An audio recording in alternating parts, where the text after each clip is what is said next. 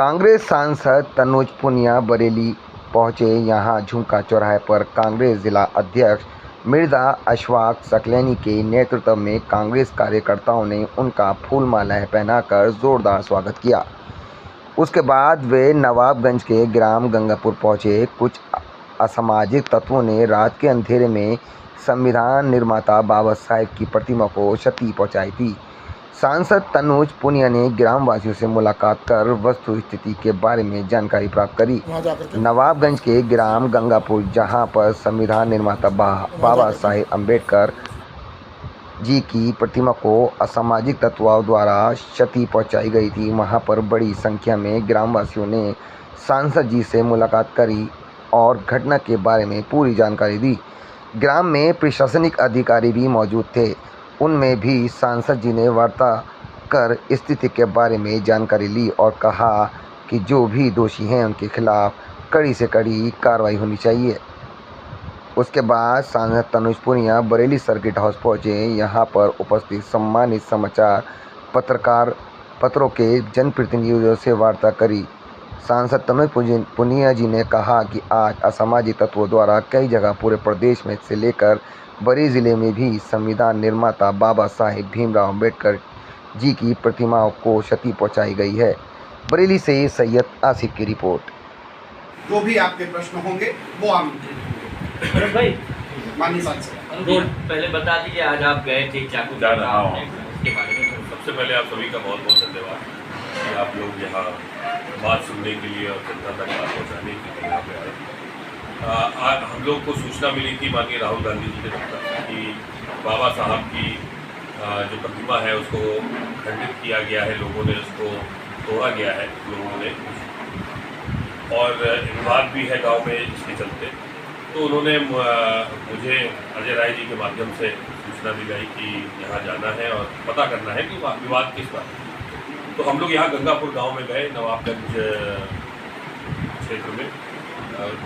तो वहाँ जाकर के गांव वालों से जब बातचीत हुई तो पता चला कि विवाद कुछ ऐसे अराजक तत्व है समाज में जो लगातार उसमें विवाद कर रहे हैं। विवाद इतना बढ़ गया कि बाबा साहब की मूर्ति को तोड़ने का प्रयास किया गया, पत्थरबाजी भी वहाँ पे हुई, मारपीट भी होने के वहाँ पे अंदेशा था, तो शांति भंग पूरी तरह से हो गई। तो वहाँ पे और भी बात, एक बहुत गंभीर बात पता चली कि पिछले एक सप्ताह में ही 3 जगह बाबा साहब की प्रतिमाओं के ऊपर हमला हुआ। और अगर गहरा खोदा गया उसको तो सामने निकल करके आया कि पिछले 2 साल में 18 से 20 जगह ऐसा बरेली में हुआ है कि टारगेट करके बाबा साहब के प्रतिमाओं को टारगेट किया जा रहा है, कहीं तोड़ा जा रहा है, कहीं काले पोती जा रही है। तो ये एक बहुत चिंता का विषय है। बाबा साहब हमारे संविधान के निर्माता है। बहुत सारा समाज जो है पूछता है उनको महापुरुष के रूप में। उनके विचारों को हम लोग किताबों में पढ़ते हैं, पूरी दुनिया में पढ़ाया जाता है। तो ऐसे में जो सरकार है वो कोई अच्छा कदम उठा नहीं पा रही। यहाँ पे गांव वाले संतुष्ट थे गंगापुर में जो कार्रवाई हुई।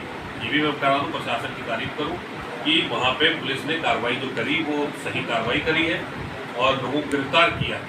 लेकिन ये छोटी एक बात, एक घटना की बात नहीं है, ये पूरे ट्रेंड की बात है जो पूरे देश में, खासतौर से उत्तर प्रदेश और विशेषकर बरेली में जो टारगेट किया जा रहा है बाबा साहब के को मानने वाले लोगों को और बाबा साहब को, बाबा साहब की विचारधारा को। तो ये क्यों किया जा रहा है?